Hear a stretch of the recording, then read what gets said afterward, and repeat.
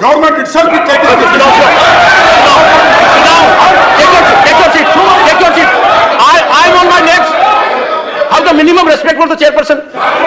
Please take your honorable members.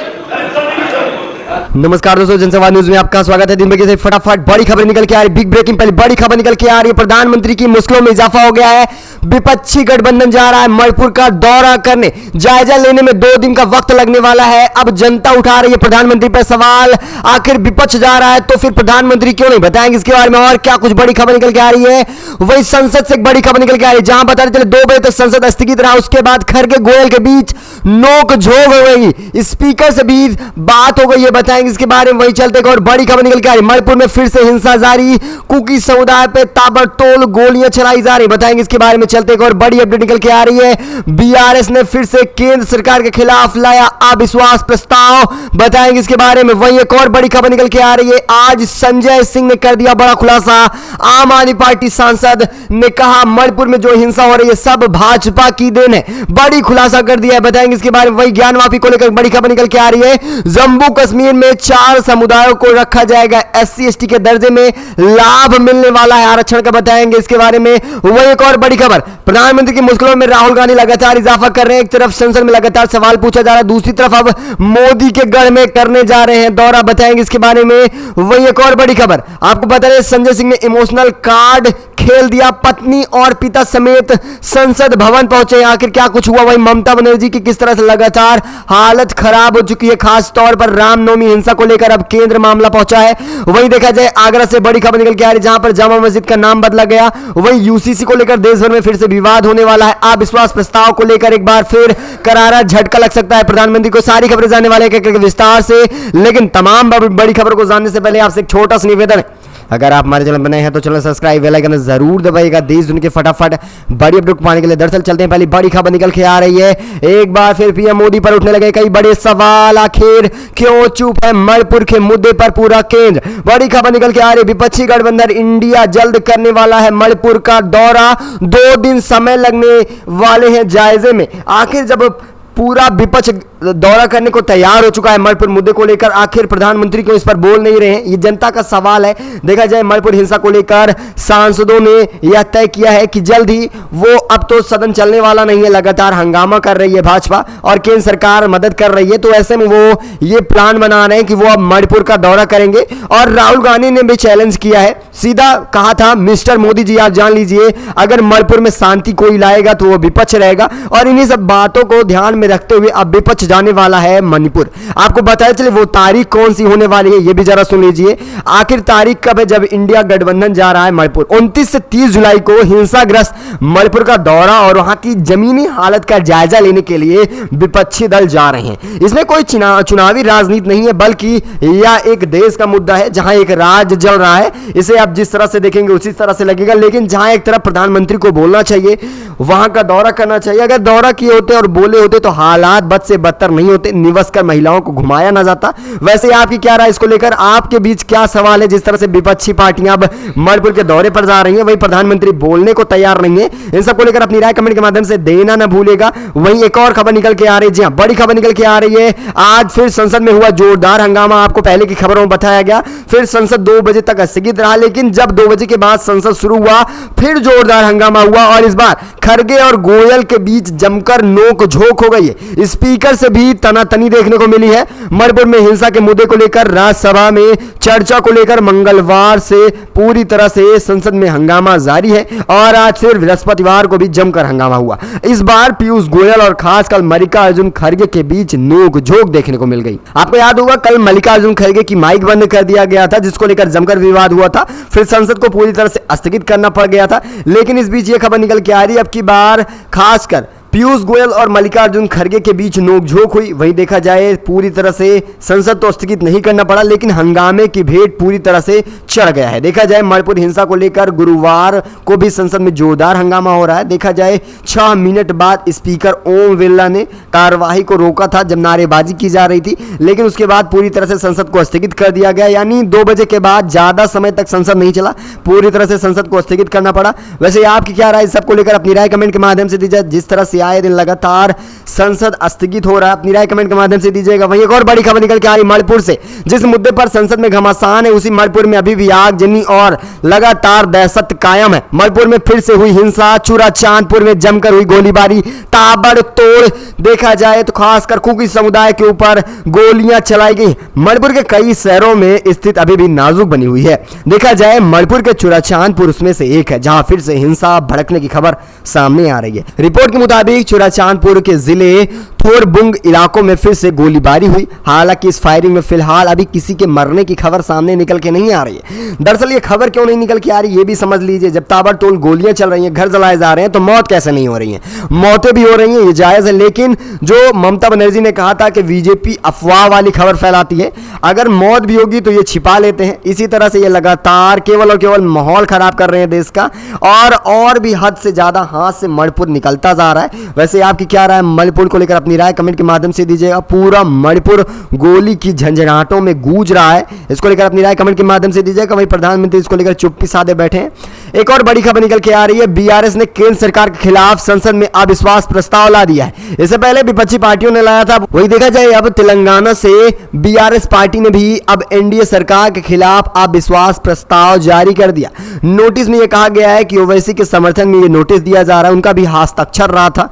Media से बात करते हुए लोकसभा में पार्टी के नेता नागेश्वर राव ने कहा कि भाजपा के नेतृत्व वाली एनडीए सरकार को नहीं छेड़ेंगे, तो पिछले 9 सालों के दौरान बुरी तरह विफल रही। उन्होंने यह भी दावा किया है कि अब जिस तरह से उत्तर पूर्वी राज्य मणिपुर में हिंसा के मुद्दे को लेकर खास तौर पर केंद्र सरकार चुप्पी साधे है, इसकी पूरी तरह से गैर जिम्मेदार बेपरवाह होने की वजह से यह अविश्वास प्रस्ताव लाया जा रहा है। यानी देखा जाए जिसके साथ गठबंधन में ये सरकार में रहे, वही पार्टियां आज इनके खिलाफ अविश्वास प्रस्ताव ला रही हैं। आप इसे किस तरह से देख रहे हैं? वहीं उन्हीं का यह भी कहना है कि मणिपुर के मुद्दे के अलावा चीन पाकिस्तान सीमा के मुद्दे पर चर्चा की मांग होनी चाहिए। किसान, गरीब, कमजोर वर्ग, महिलाओं, युवाओं, बेरोजगार और रेल दुर्घटनाओं जैसे मुद्दों पर भी बात होनी चाहिए। लेकिन अब देखा जाए जहां एक तरफ गठबंधन के साथ सरकार रही थी, आज वही पार्टियां इनके खिलाफ जा रही हैं। आप इसे किस तरह से देख रहे हैं? क्या अब बीजेपी की कूटनीति वाली राजनीति आगे नहीं चलने वाली है?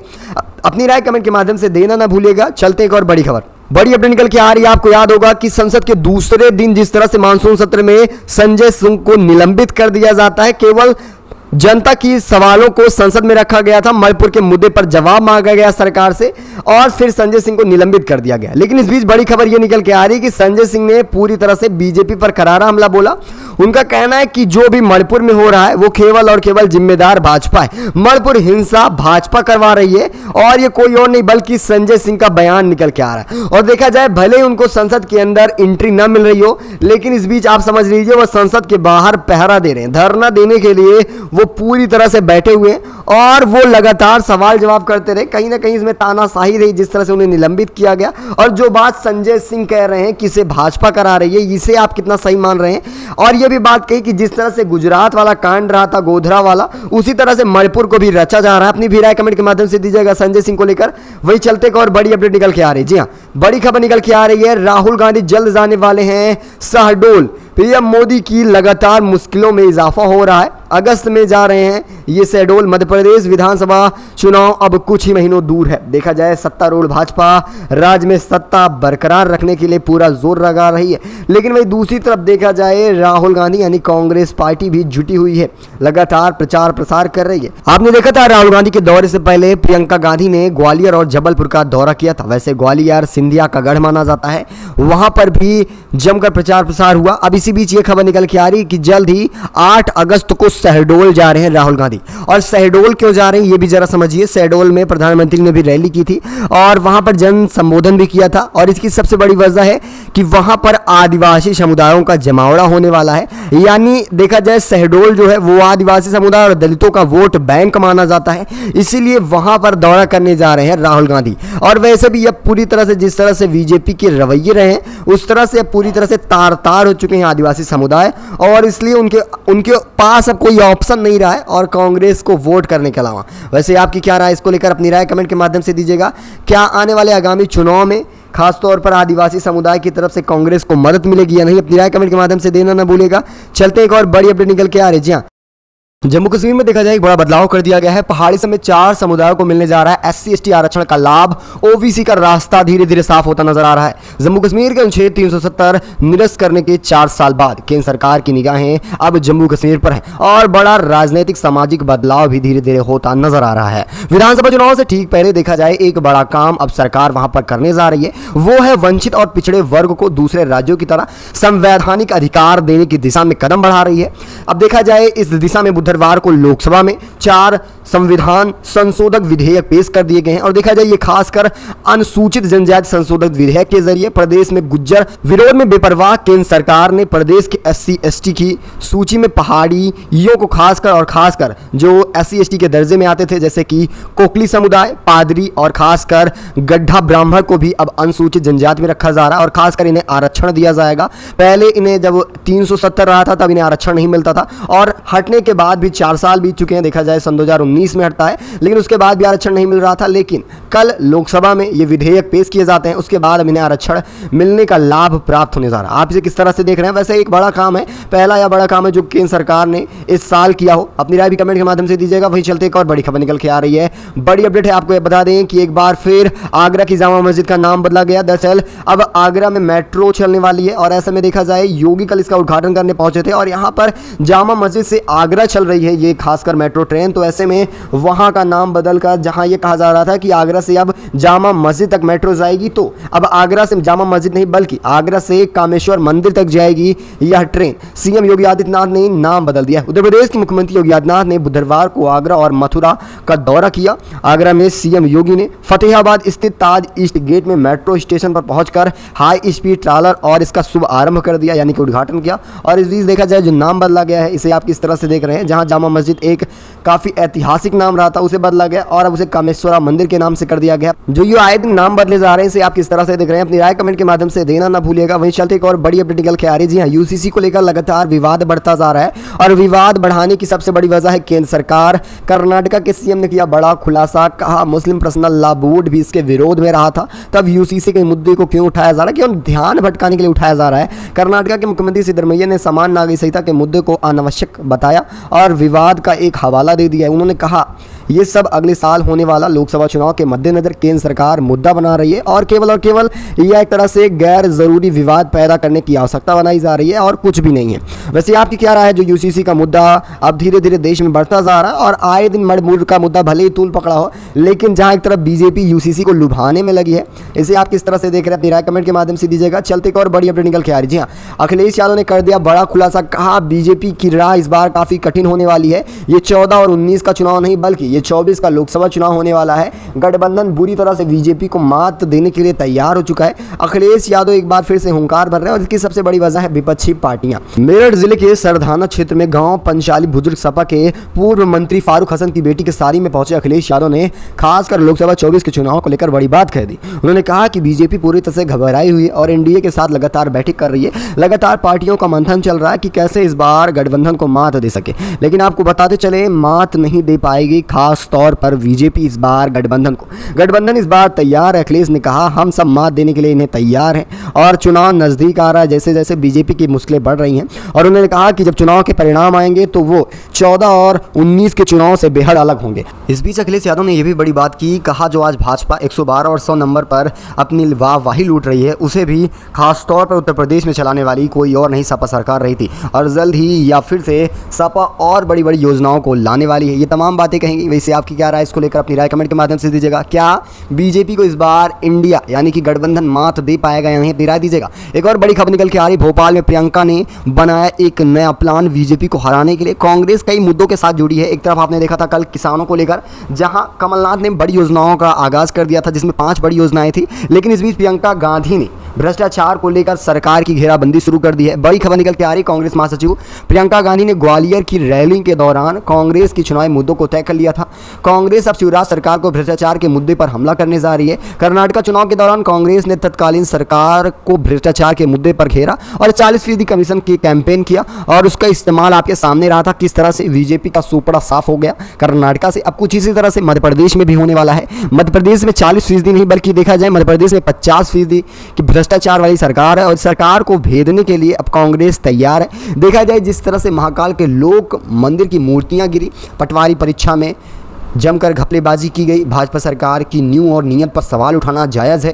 अब प्रदेश कांग्रेस भाजपा सरकार के खिलाफ भ्रष्टाचार पर वार करने लगी है।